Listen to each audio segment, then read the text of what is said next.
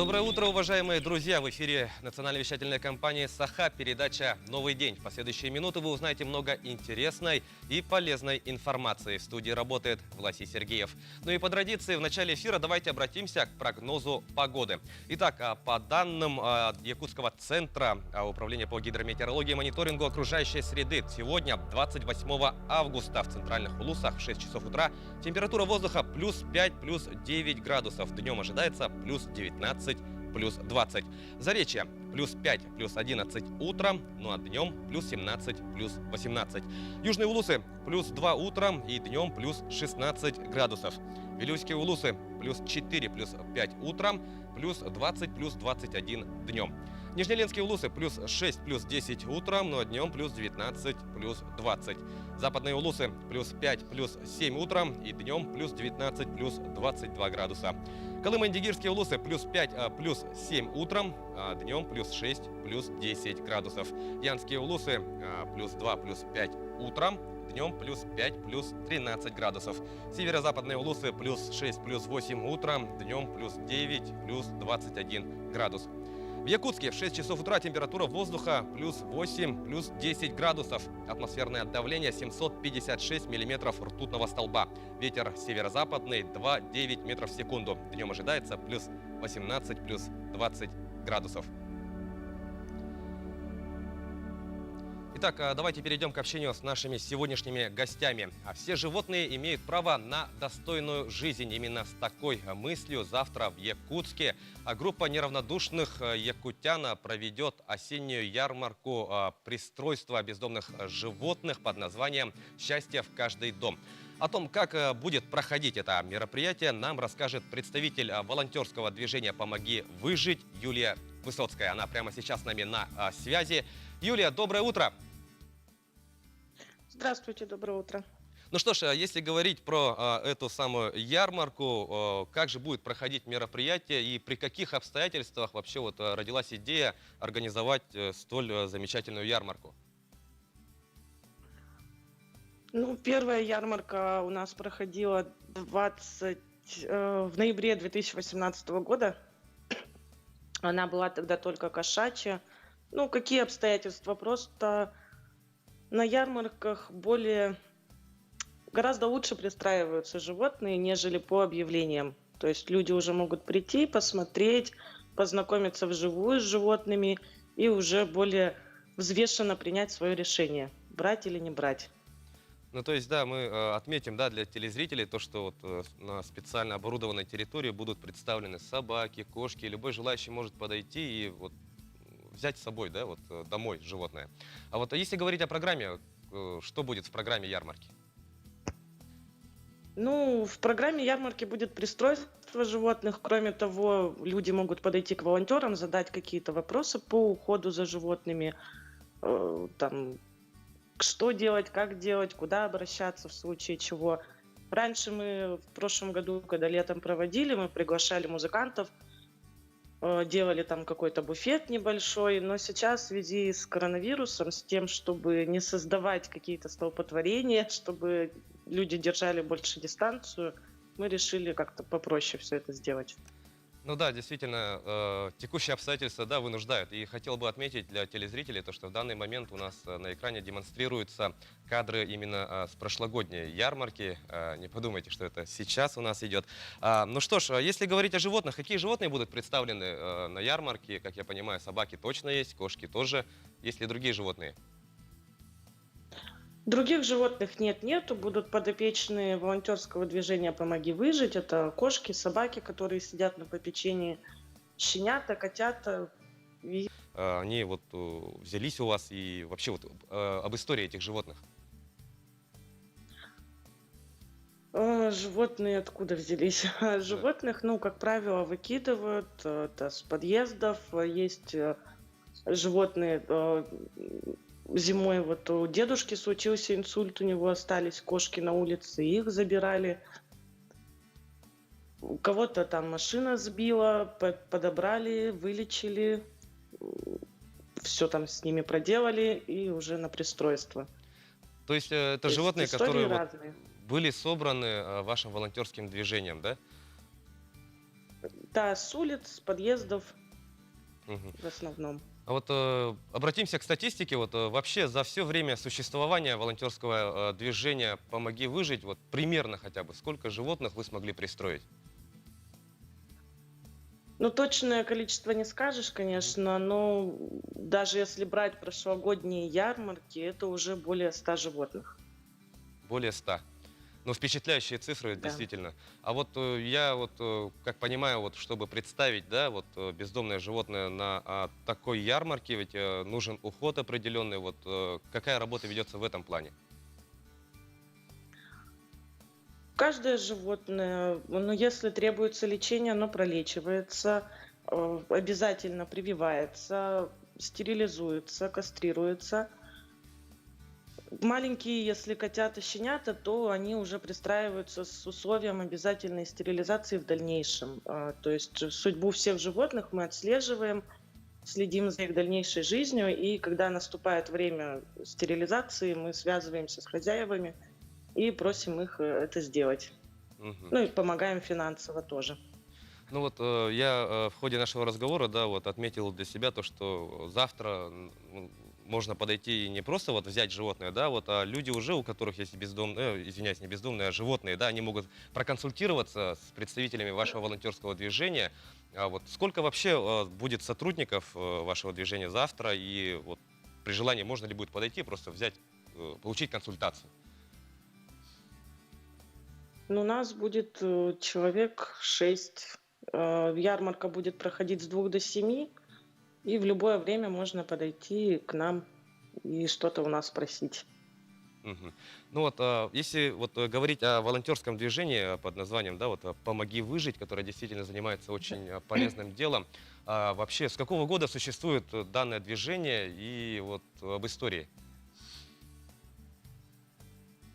Данное движение существует с 2015 или 2016 года. Изначально это создавалось, у нас руководитель Екатерина Федорова, она создавала как помощь животным, которые в ППЖ, пункте Мгм. передержки животных. То есть люди, которые входят в движение, ездили туда, кормили, кого-то оттуда забирали на лечение. Ну, вот именно туда было направлено. Ну, постепенно стали вот с улиц забирать, с подъездов забирать, лечить Мгм.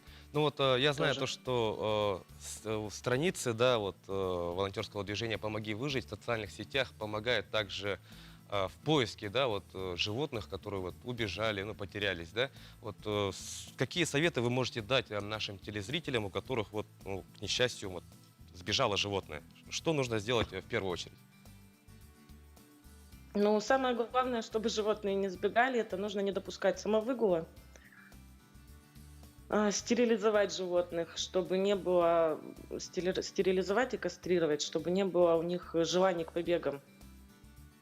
Ну а если уже животное потерялось, то изначально нужно по горячим следам искать рядом с домом, в возможных там где-то, если это кошка, в подъезде, в тех этажах, под домом, в кустах, на деревьях, вот, и подавать, размещать объявления и обязательно подавать во все ресурсы, то есть это на все странички, возможно, Инстаграма.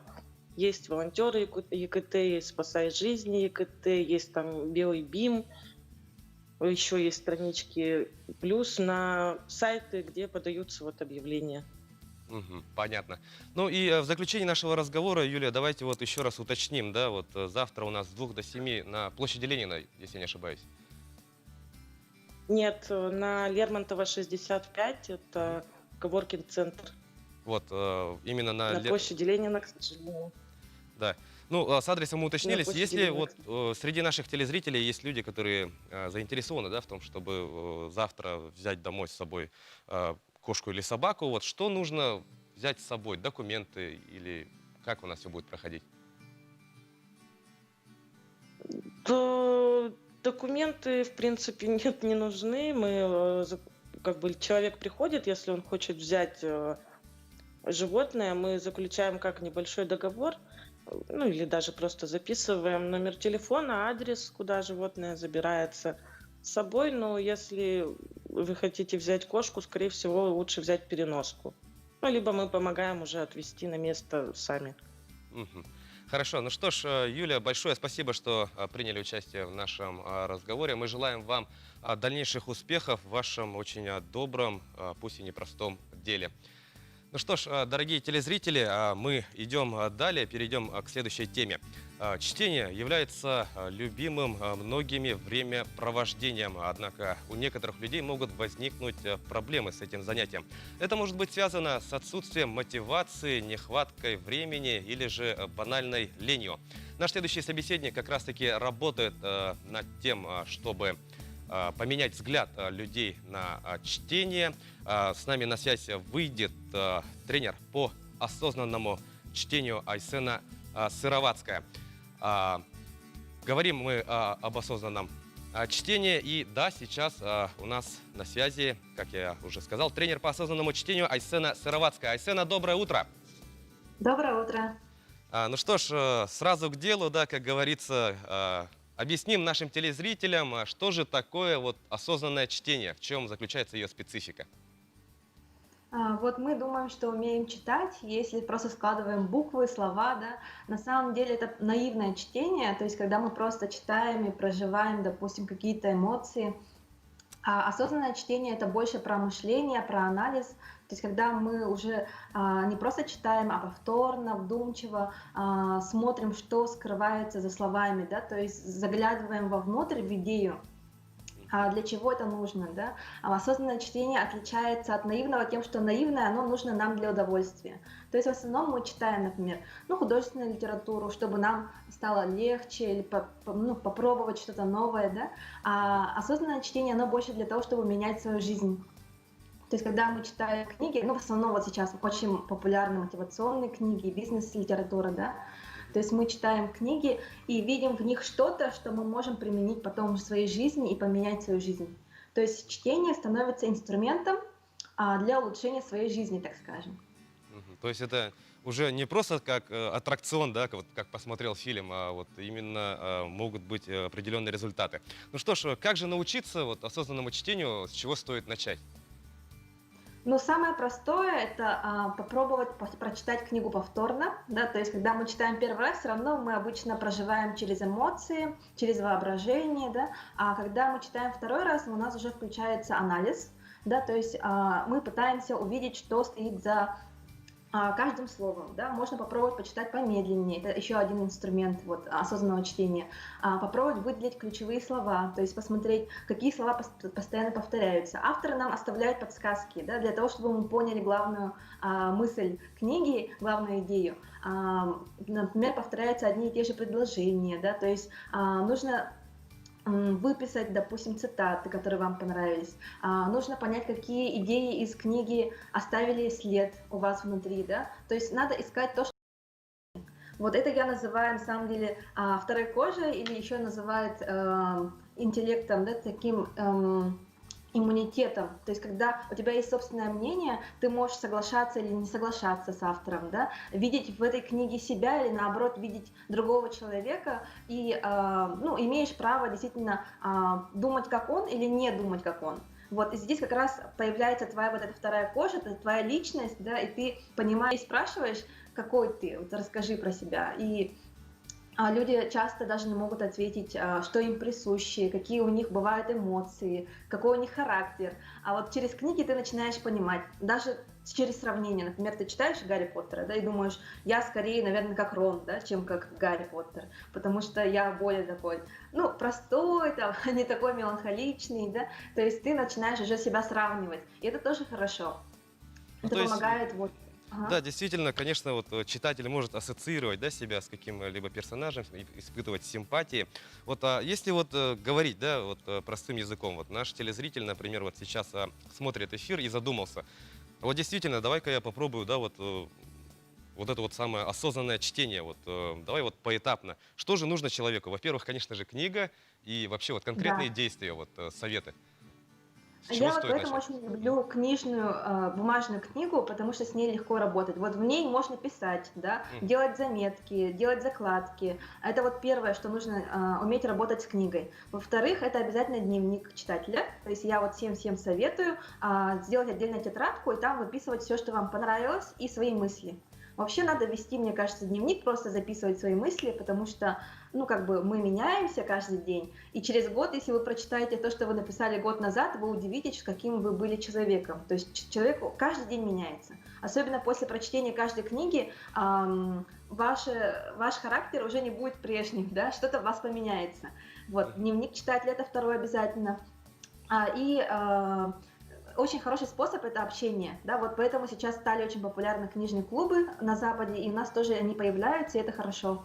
То есть через общение с людьми, через обсуждение книг мы тоже можем видеть, как люди читают. Очень много, на самом деле, сейчас осознанных читателей появилось, да, тех, кто вот уже умеет так делать. То есть это как раз можно сравнить со спортом, вот, Влас, да, как раз Мгм. спорт, это там же тоже тренер не просто так нужен, он дает нужные техники, советы, рекомендации, и при этом есть еще другие спортсмены, да, ты тоже можешь равняться на них, смотреть у них, учиться, то есть нужно окружение, да, то есть, как и в спорте, конечно, нужна дисциплина, нельзя просто один раз почитать, потом месяц не читать, потом опять почитать и так далее, так сложно будет, конечно, лучше читать каждый день по чуть-чуть, Ну, безусловно, но и конечно, в поставить. любом деле нужен вот старший товарищ, да, который имеет более богатый багаж опыта, чем ты, который будет Да, да, направлять да. тебя. Ну вот вы говорите о том, что вот можно вот делать заметки, да, вот у нас в школе всегда запрещали вот что-либо рисовать, да, писать на книгах.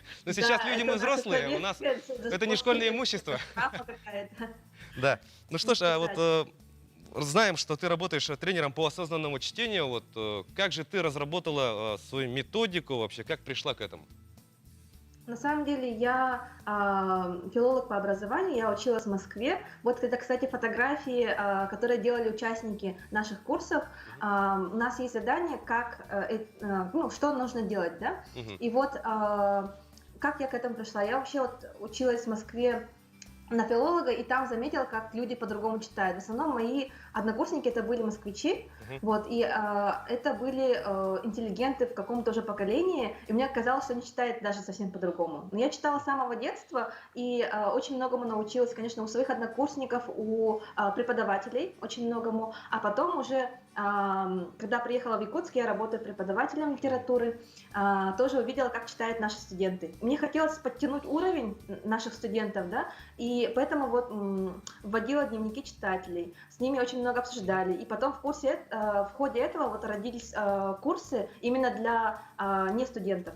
Да? То есть для тех людей, которые просто хотят читать немножко глубже, понимать больше. Вот. И структура, она родилась сама собой, так скажем, да, из того, как мы работаем со студентами. Да, то есть я видела, что работает и что не работает. Вот, а потом уже это, скажем так, просто записала, да, и вот курс у нас проходит онлайн в основном, да, то есть получается общаемся, ну, у всех сейчас времени не хватает, да, в основном общаемся онлайн, а потом уже встречаемся и обсуждаем. Вот самое главное, мне кажется, это именно обсуждение. Это очень сильно нужно людям, потому что чтение — это же одиночный процесс.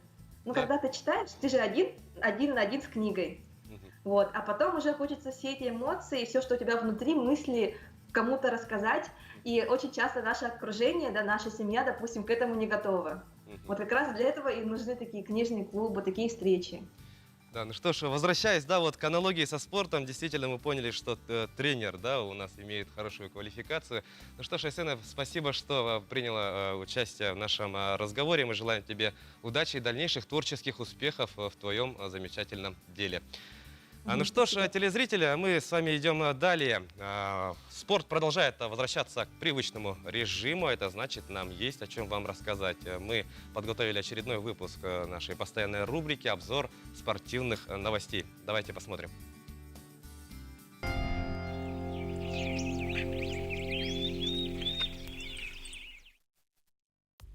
Заброшенная шайба и 3 голевые передачи Никиты Кучерова помогли Тампе выиграть у Бостона в третьем матче серии 1/4 финала плей-офф Национальной хоккейной лиги. Встреча завершилась со счетом 7-1. Помимо российского нападающего в составе победителей отличились Андрей Палат, Яни Гурт, Михаил Сергачев, Брейден Пойнт, а также Алекс Киллерен, оформивший дубль. Единственную шайбу Бостона забросил Брэд Маршант. Счет серии до 4 побед стал 2-1 в пользу Тампы. После этой встречи Кучеров вышел на 4-е место в списке бомбардиров текущего плей-офф. В его активе 4 шайбы и 10 передач.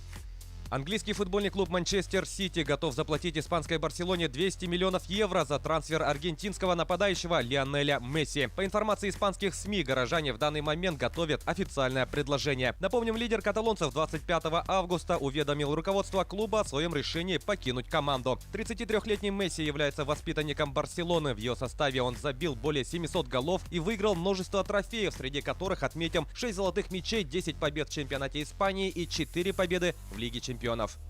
Российский боксер Александр Поветкин может провести поединок с украинцем Александром Усиком, если не договориться о реванше с Дилианом Уайтом. Ранее сообщалось о том, что русский «Витязь» согласно контракту должен провести еще одну встречу с британским боксером. Напомним, в минувшую субботу 40-летний Поветкин нокаутировал Уайта в 5-м раунде поединка за титул временного чемпиона по версии Всемирного боксерского совета. В данный момент на счету россиянина 36 побед при 2 поражениях и 1 ничье.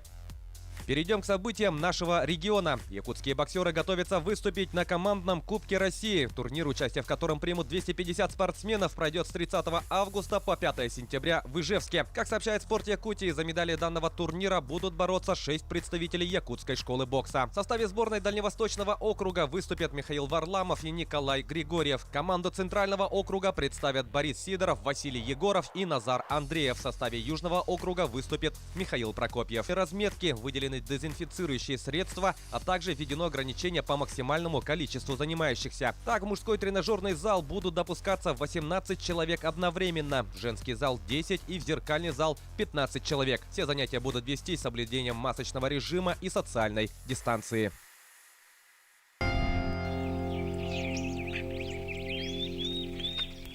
Друзья, все мы хотя бы раз в руках держали кубик Рубика и пытались его полностью собрать. Может быть, даже у некоторых получалось. А вот некоторым может показаться, что это простая игрушка. Однако по сборке кубика Рубика проводятся международные соревнования, где устанавливаются мировые рекорды и выявляются чемпионы мира и континентов.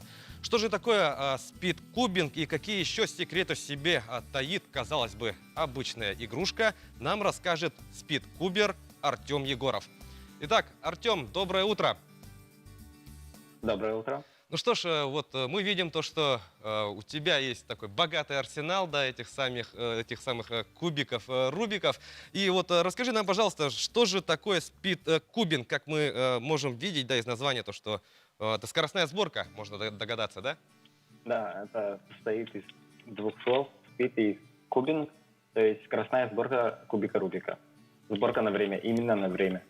Ну, то есть алгоритм соревнования предельно простой, да? Кто соберет кубик Рубика быстрее, тот и побеждает. Да, да. Да, ну Все что предельно ж... просто, но там измеряется среднее из нескольких сборок. Угу. Ну что ж, и давайте вот сразу продемонстрируем, да, нашим телезрителям, вот что же такое спид-кубинг. Вот, например, у вас в руках стандартный кубик Рубика. Да. Ух, какие 3 на быстрые 3. Сейчас движения. я перемешаю несмотря. Угу. Вообще рандомно. И перед сборкой всегда происходит инспекция, то есть 15 секунд это на то, чтобы посмотреть кубик Рубика. Ага. И мы видим у вас на столе специальный таймер. Да.